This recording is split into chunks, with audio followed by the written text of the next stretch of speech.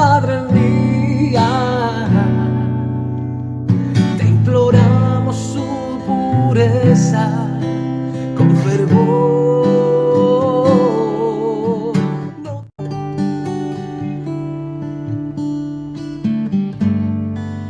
Bueno, muy buenos días para todos nuestros televidentes, para todas las personas que están queriendo reunirse para hacer este taller maravilloso, preparando tu corazón de esposo.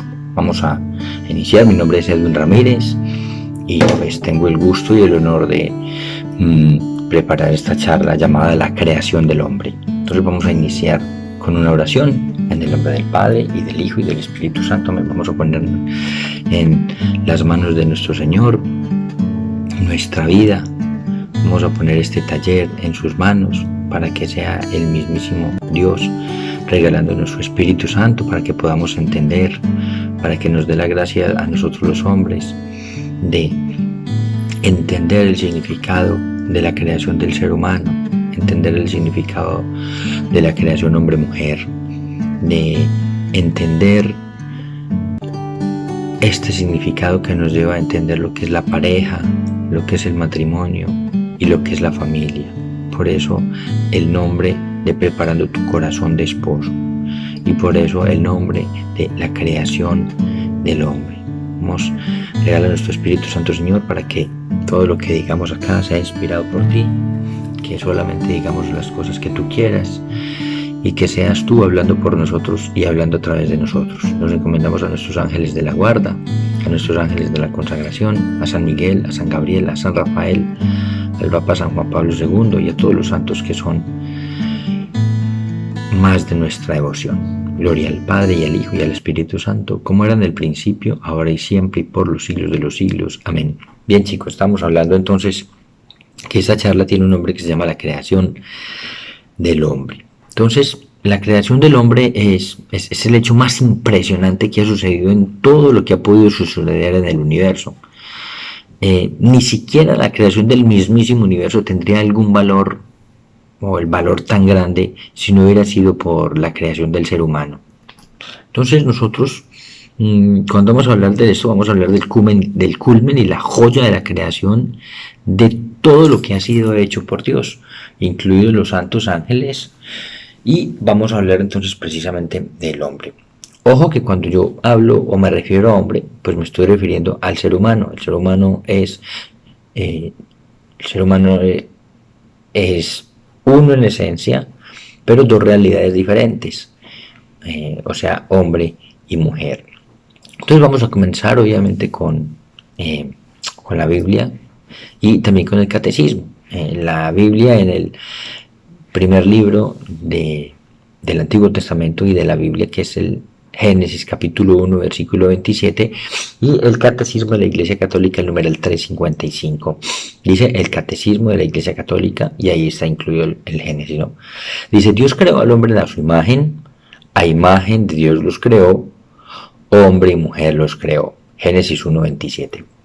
Entonces ahí está Catecismo y Biblia. Entonces el hombre ocupa un lugar único en la creación porque está hecho a imagen de Dios. O sea, en su propia naturaleza une el mundo espiritual y el mundo material, y es creado hombre y mujer. Y Dios, digamos que lo estableció en amistad con él. Si nosotros vemos a Adán y Eva, hablaban y veían a Dios. Entonces los teólogos dicen que en este pasaje bíblico vemos nosotros un diálogo entre las tres divinas personas, o sea, entre el Padre, el Hijo y el Espíritu Santo, o sea, la Santísima Trinidad. Entonces podríamos imaginarnos una reunión de la Santísima Trinidad hablando sobre la creación del ser humano, y por eso aparece en plural, no en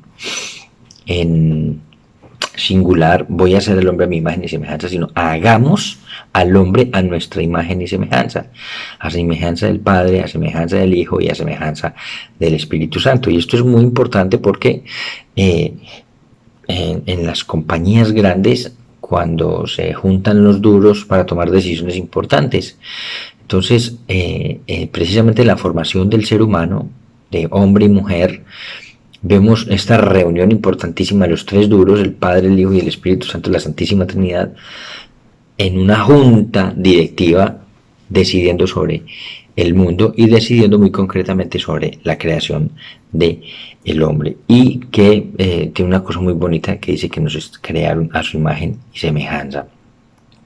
Entonces Dios es una comunidad de amor porque son tres que se aman, son tres que reciben del amor continuamente y se dan el amor continuamente, y por eso Dios es familia. Y ojo que esto es muy importante, porque una de las semejanzas que nosotros tenemos precisamente con la Santísima Trinidad, o sea, ¿qué realidad vive la Santísima Trinidad? La realidad que vive la Santísima Trinidad es el amor. Dios Padre le da todo el amor al Hijo, el Hijo le regresa todo el amor al Padre, y fruto del amor que Dios los dan, surge el Espíritu Santo, que es precisamente el amor, sin necesidad de que ninguno haya creado uno, que todos tres sean eternos y que todos tres sean personas diferentes, pero que todos tres sean uno solo, lo cual es un misterio.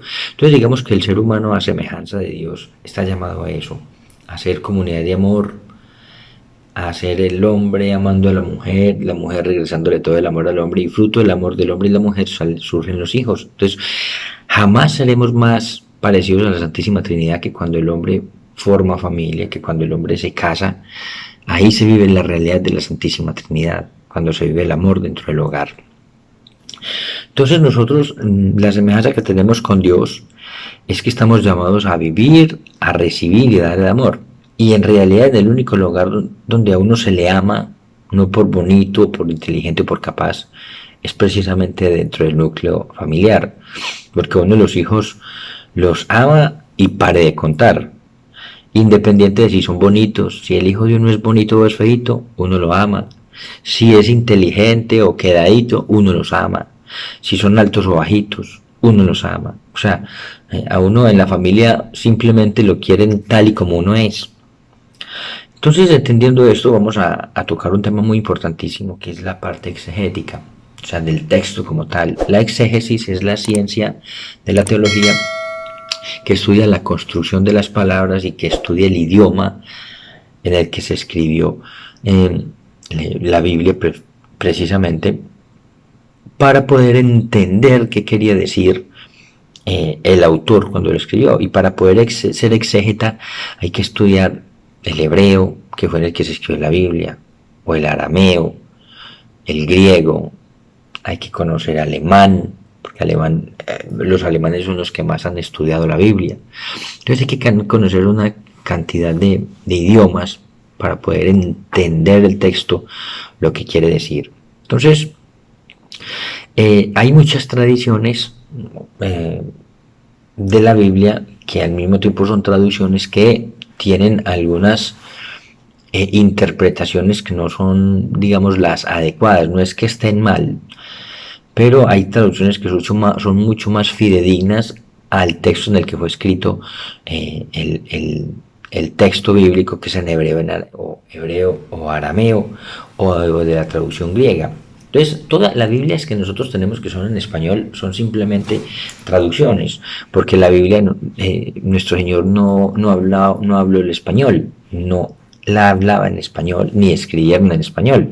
Ellos hablaban otro idioma, y en el idioma el que hablaba el Señor, que era el arameo o el hebreo, entonces en ese idioma se escribió la Biblia. Entonces, ¿qué llegaron? Las personas tradujeron, entender el sentido, y la trajeron al español y nos entregan lo que ellos entienden que decía ahí. Entonces, en la mayoría de las Biblias tenemos textos de ese Génesis donde crea el hombre. Entonces vamos a ver las traducciones en el español que nosotros tenemos. Por ejemplo, tenemos una Biblia, la Biblia de Jerusalén, donde dice en Génesis 2:18, dice: dijo luego Yahvé Dios, no es bueno que el hombre esté solo, voy a hacerle una ayuda adecuada. Esa es una traducción que tenemos al español. Tenemos otra Biblia que dice: luego díjose Yahvé Dios, no es bueno que el hombre esté solo, haréle una ayuda semejante a él. Y tenemos otra Biblia, otra traducción que interpreta ese texto como: no es bueno que el hombre esté solo, le haré una ayuda semejante a él. Entonces vamos a iniciar entendiendo algunas palabras para que entendamos y no perdamos la relación del ser humano con su arquetipo divino, o sea, para que no perdamos de vista que nosotros somos semejanza de Dios, y que cuando digo semejanza estamos hablando del hombre y de la mujer. Entonces vamos a ver en este corto tiempo que nos queda cómo las versiones en español difieren un poquito del sentido del texto en hebreo. Bueno, quiero hacer una aclaración. Obviamente yo no soy exégeta, yo esto simplemente lo leí de personas exégetas, personas que saben mucho sobre hebreo, griego, latín, alemán, y que han estudiado el texto, tienen la posibilidad de coger el texto y leerlo en griego, y leerlo en hebreo, y leerlo en arameo, que fueron los idiomas en los que se escribió. Y pues estas personas que conocen esos idiomas tienen las traducciones, tienen los textos así como los escribieron. Entonces he conocido varios sacerdotes que nos han dado a nosotros Biblia y que nos han mostrado los libros en el texto en el que están escritos. Entonces vamos a ver. Lo primero que vamos a ver es que cuando los traductores traducen el término hebreo Adam,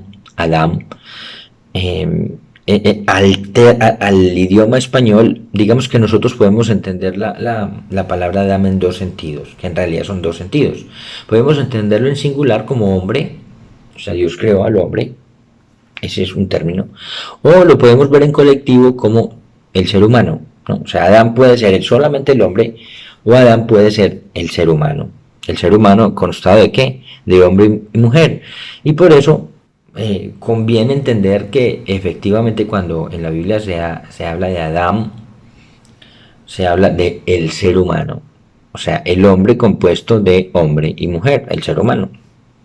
Lo segundo, vamos a ver cómo en las versiones donde dice no es bueno que el Adán esté solo, hay que traducir es no es conveniente, porque cuando los traductores traducen el término hebreo Tov, ahorita les voy a mostrar una ficha donde están las palabras en hebreo.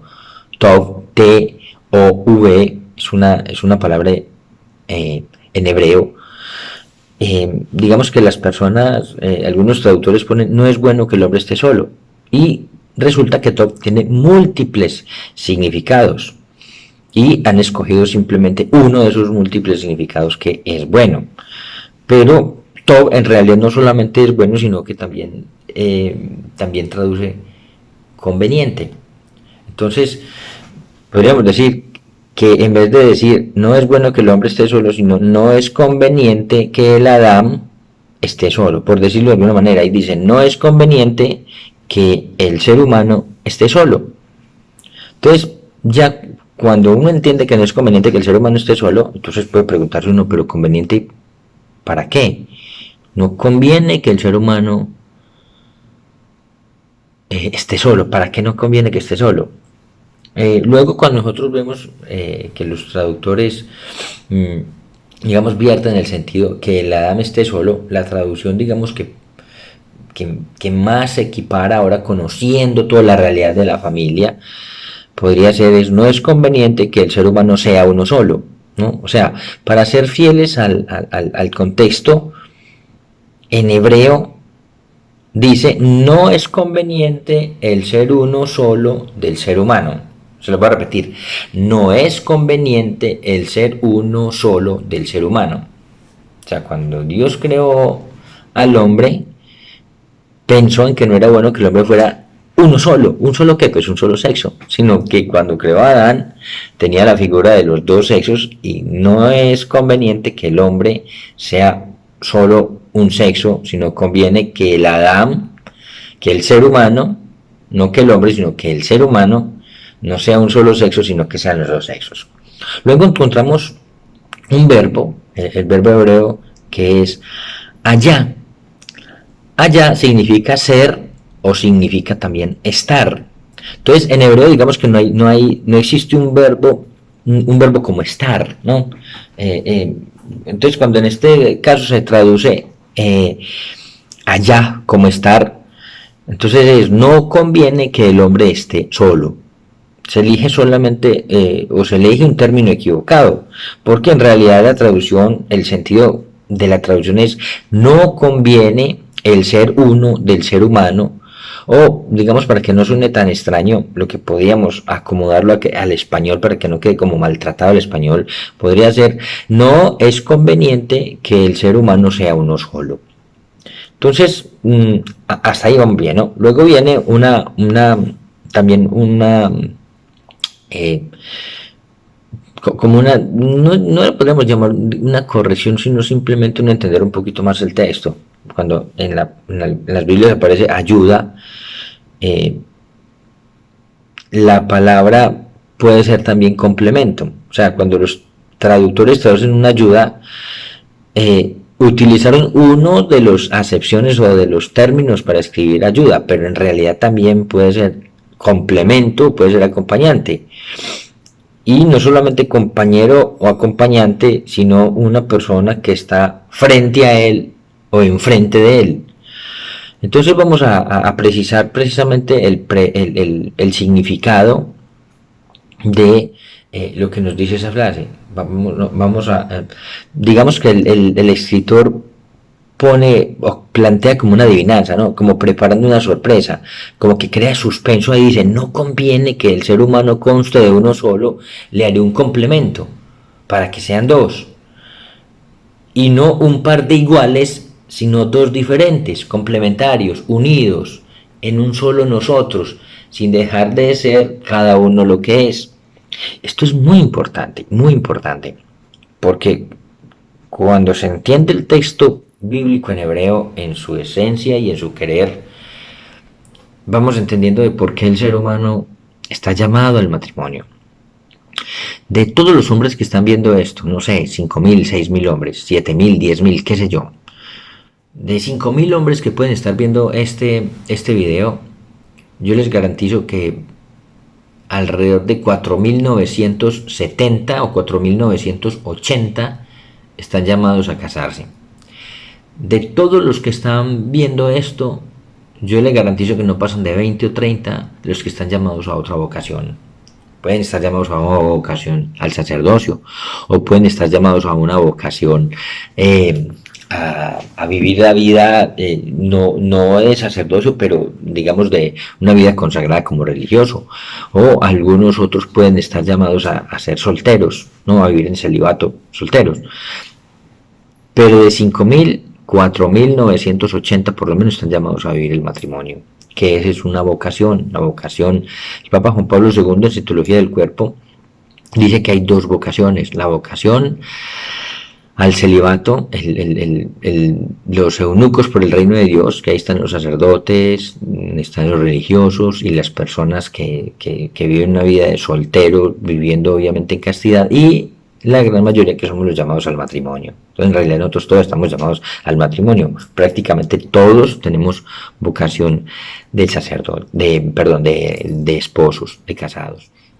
Y cuando uno entiende el sentido en el hebreo en que fue escrita esta palabra, entonces uno ve que el hombre y la mujer son complemento, que son dos realidades diferentes, pero que están llamadas a ser unidas, a estar unidos sin dejar cada uno, el hombre sin dejar de ser hombre y la mujer sin dejar de ser mujer.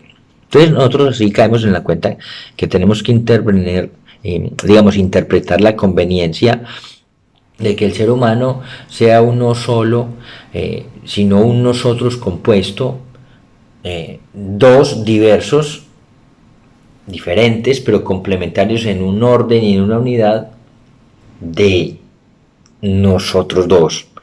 Entonces nosotros para poder entender a la luz del Génesis 1.26 y 1.27, hagamos al ser humano a nuestra imagen y semejanza de la Trinidad.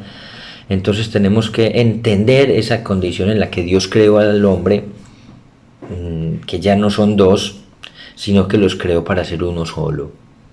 Son dos realidades diferentes, pero creadas para ser uno solo. Bien, continuando con la exégesis de la palabra, encontramos una palabra, ahorita se les voy a mostrar, que aparece en hebreo, es Seser Kenegdo, perdón, Seser Kenegdo. Y Seser Kenegdo quiere decir ayuda adecuada en hebreo. Y universalmente es la palabra que ha sido como aceptada. Seser Kenegdo, ayuda adecuada, ¿no? Entonces, ¿qué es Seser? Seser es un sustantivo y como toda palabra hebrea puede tener muchísimas acepciones. Seser puede significar ayuda, auxilio, asistencia, socorro, complemento, refuerzo, compañía. Y inclusive Seser podría designar hasta un préstamo de dinero si en el contexto así lo indicara. Esto es muy importante que lo entendamos cuando nosotros veíamos con el padre Clotario, que es un exégeta en Barranquilla, cuando nos hablaba del hebreo, nos decía que el hebreo no es una palabra tan rica como el español, que tiene muchísimas palabras que el hebreo era más bien un poco vocabulario y que era muy profundo porque una sola palabra podría tener hasta 25 significados diferentes. Y lo mismo cuando ahorita estamos haciendo un curso con el padre Ronald, y el padre Ronald también nos dice eso. El padre Ronald le he visto el texto en hebreo y en griego, yo se los he visto y es una maravilla, ¿no? Él nos habla, él también sabe hebreo y griego y a veces nos comienza a hablar y nos lee la palabra de Dios en hebreo y en griego, es maravilloso. Entonces es importante que entendamos esto, como puede cambiar el sentido, depende de donde esté la palabra, si la palabra está al inicio, al final, en qué contexto se está hablando, podría ser ayuda, o podría ser socorro, o podría ser complemento, o inclusive podría significar préstamo de dinero. Por ejemplo, en el Salmo 120, en el versículo 2, aparece mi Seser, mi auxilio me viene del Señor que hizo el cielo y la tierra. Ahí no es mi complemento, sino mi auxilio o mi socorro me viene del Señor que hizo el cielo y la tierra. Luego viene la palabra Kenegdo. Kenegdo es un aglomerado de 3 elementos, son 3 palabras. Que más Nege más O. Entonces, que es un adverbio comparativo porque significa como o semejante a. Neg es un adverbio de lugar, o sea, quiere decir delante, adelante, presente, junto, enfrente de o mirándose en cara a cara. Y la palabra o es un pronombre personal, es un sufijo de tercera persona o singular masculino, o sea, de él, o sea, de él, o decir, mío, de él, suyo. Entonces digamos que el conglomerado del adverbial de que más neged más o es kenegdo, se traduce literalmente así, como delante suyo, como él, semejante a él, o también junto a él en el sentido de presente a él, al frente de él. Entonces esa expresión kenegdo es muy bueno notar que aparece únicamente en este lugar de la Sagrada Escritura. O sea, aparecería como creada como una circunlocución para evitar llamar por su nombre lo que se va a hacer. O sea, no precisar de antemano que se trata de la mujer o de la esposa. Es curioso, pero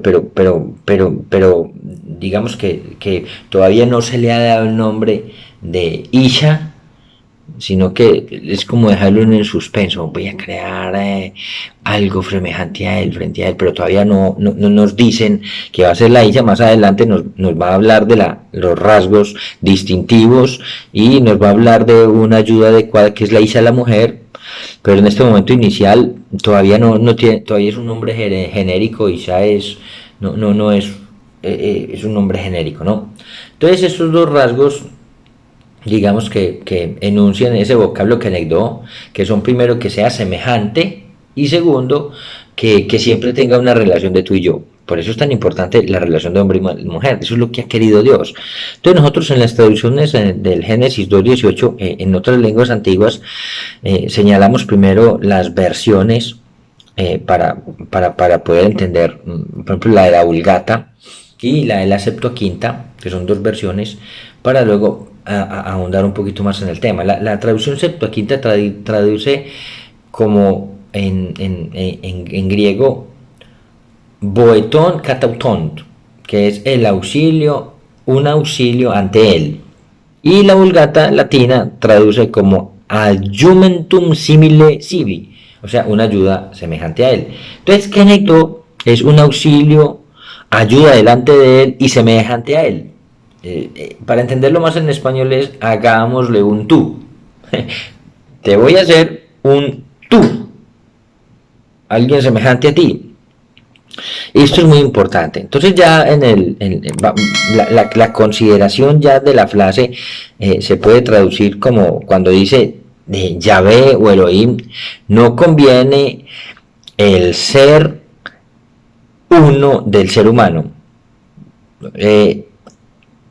Vamos a hacerle para él un complemento semejante a él, presente a él. Le haremos un tú. Ojo que esto es muy importante. Entonces, ¿cuál sería el sentido de lo que quiso decir Dios? No conviene el ser humano uno solo. Harémosle para él un complemento semejante a él, presente a él. Vamos a hacerle un tú. Esto es impresionante porque si nosotros lo entendemos de esa manera, vemos que el hombre y la mujer fueron hechos complementos.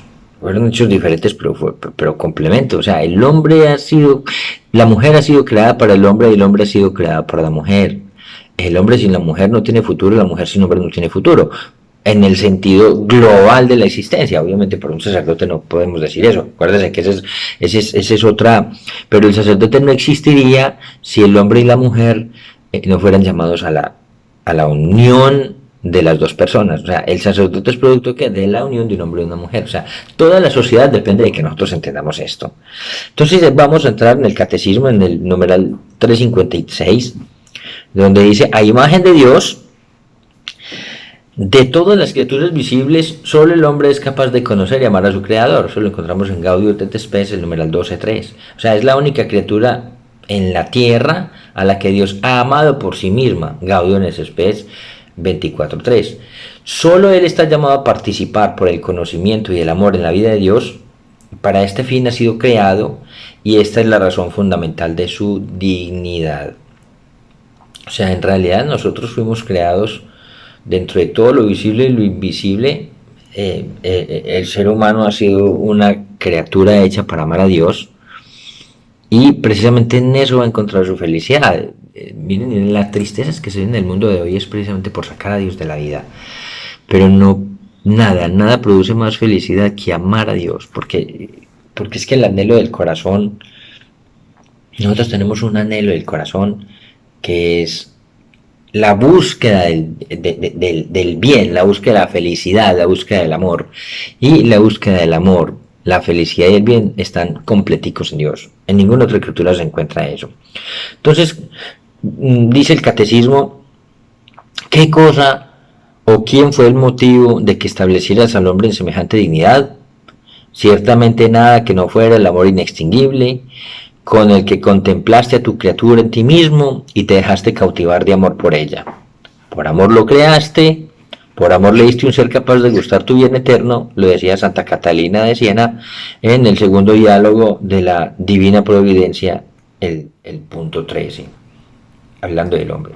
En el Catecismo de la Iglesia Católica, el numeral 358, dice: Dios creó todo para el hombre, pero el hombre fue creado para servir y amar a Dios y para ofrecerle toda la creación. ¿Qué quiere decir eso?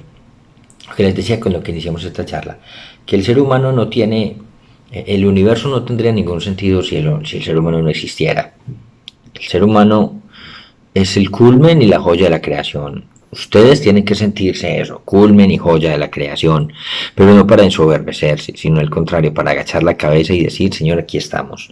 El Señor nos entregó esta tierra, el Señor nos entregó este mundo para que pudiéramos hacer uso de él, pero no para que abusáramos de él, ni para que nos convirtiéramos como en propietarios de él y hacer lo que nos dé la gana, sino para cuidarlo.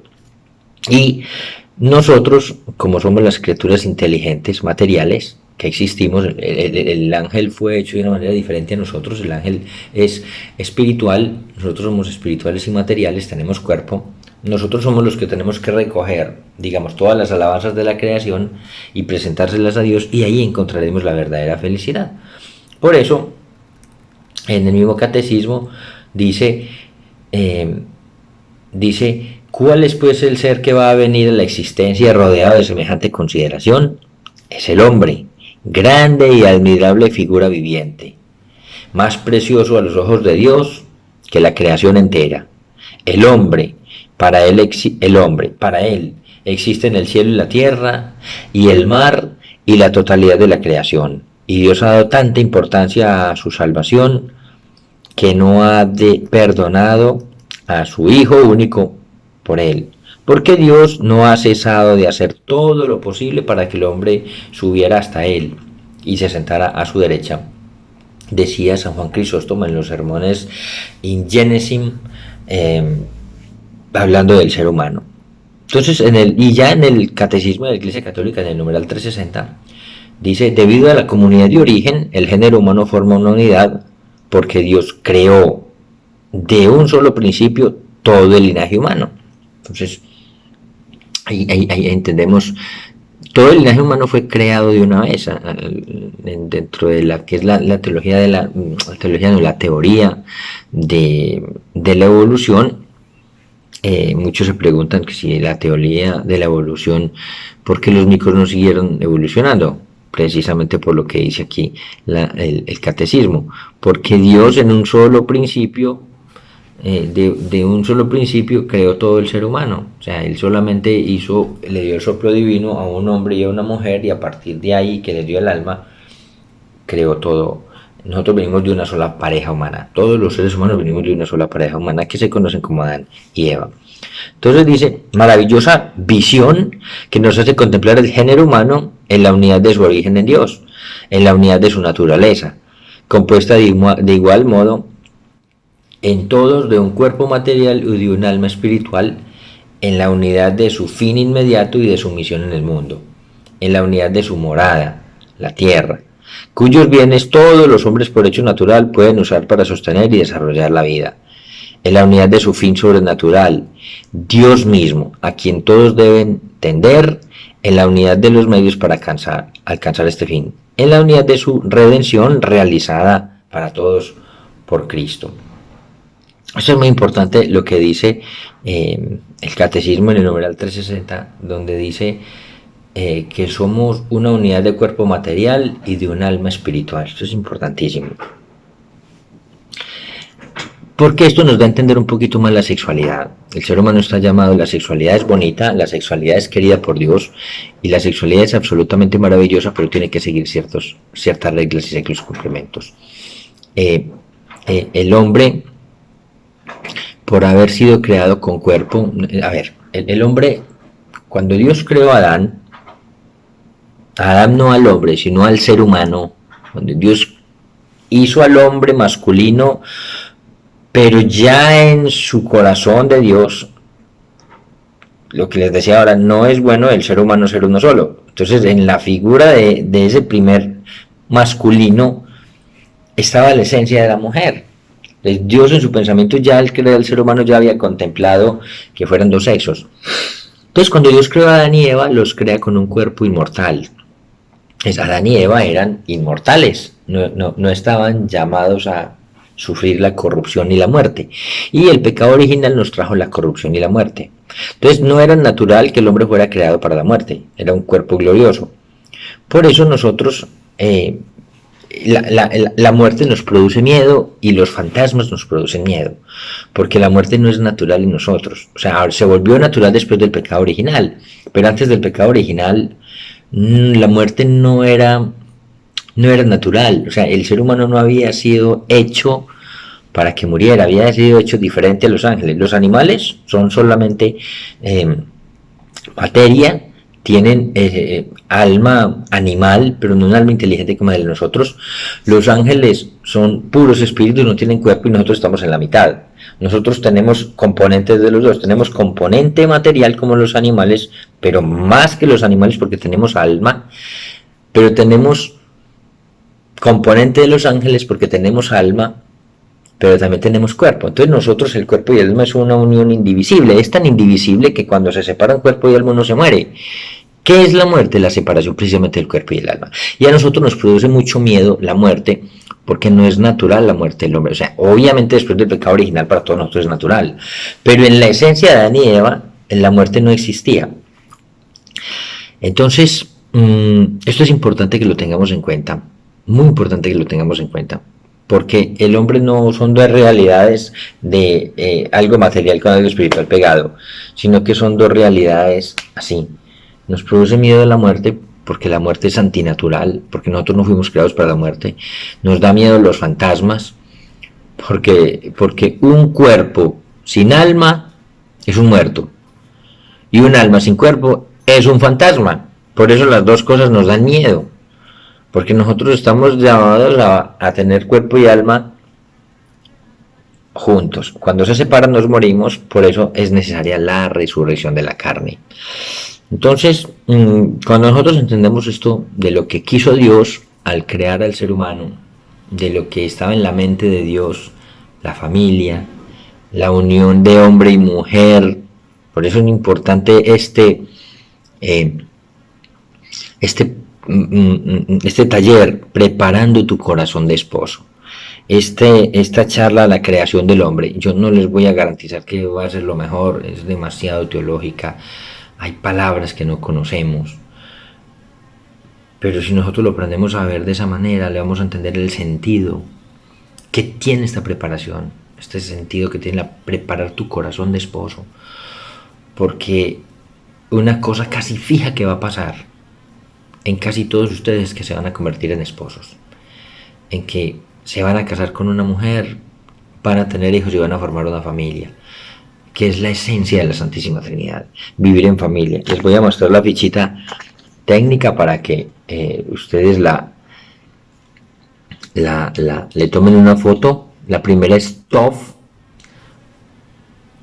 T-O-V, que quiere decir bueno, conveniente. La segunda es Ayah, H-A-E-A, cero estar. La tercera es César Kenegdo, César, ayuda, auxilio, complemento. La palabra compuesta que, como, semejante, delante, delante, enfrente, o de él suyo, y Kenegdo, semejante a él. Se los puse porque de pronto se ve al revés. Y por detrás tenemos en el texto griego, donde dice boetón catatón, auxilio ante él, y adjumentum simili sibi, ayuda semejante a él. Esa es la ficha técnica de las palabras que manejamos acá para que las copies, para que las tengas presente. Como les digo, esto no es un invento mío. En muchos textos ha sucedido eso. Por ejemplo, hay otro texto donde algunos exégetas dicen, por ejemplo, cuando San José, que se dio cuenta de que la Virgen María estaba en embarazo, dice que él la repudió. En hebreo no aparece la palabra repudió. Esa palabra quiere decir repudió, pero también esa palabra quiere decir dejó. Entonces no es lo mismo decir repudió que dejó, porque si usted repudia a su esposa, uno no repudia a una mujer buena. Y la Virgen María era la mejor de todas. Entonces no pudo haber sido que San José repudió a su esposa, la dejó. Una cosa es repudiar, otra cosa es dejar. Repudiar, la abandonó porque le puso los cachos. Podríamos interpretar, pues, ¿cómo así? ¿Y ella por qué va a estar en embarazo? San José jamás dudó de la Virgen María. Él sabía que ella era una mujer íntegra, intachable, y él jamás dudó cuando se dio cuenta de que ella estaba embarazada del niño Jesús, jamás dudó ni pensó que ella le había sido infiel, sino que él, como el Chapulín, sospechó desde un principio que esa iba a ser la madre de Dios. Cuando él conoció a la Virgen María, supo que era una mujer íntegra, y en su corazón le decía que en ese tiempo iba a existir una mujer que iba a ser la madre de Dios, porque entre las profecías estaba que Dios iba a ser hecho carne y que una mujer lo iba a concebir, y él no le cabía en la mente otra persona más que la Virgen María.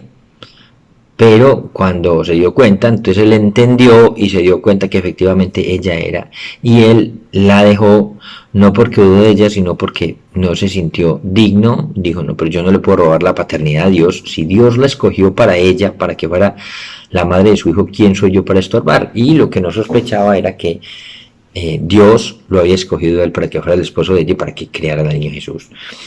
Entonces encontramos en muchos textos una interpretación donde de pronto no le dan el sentido de lo que quiere decir las cosas. Yo espero que esta explicación exegética, no le voy a decir que es lo más agradable del mundo, pero que nos pueda dar una visión de lo que es preparar el corazón de hombre, porque hemos sido llamados prácticamente a esa misión de ser hombres, y que esa misión se da es con una mujer, el hombre con una mujer, no se da el hombre con el hombre. Por eso, cuando él habla de le haré una ayuda adecuada, diferente a él, semejante a él, no le hizo otro hombre, tenía que ser otra realidad diferente, que es la mujer. Entonces, por eso matrimonio entre dos hombres no existe, ni entre dos mujeres. Tiene que ser entre el hombre y mujer, llamado, o sea, ese Adán sea el ser humano creado, macho y hembra, sexo masculino, sexo femenino, y termine de contar.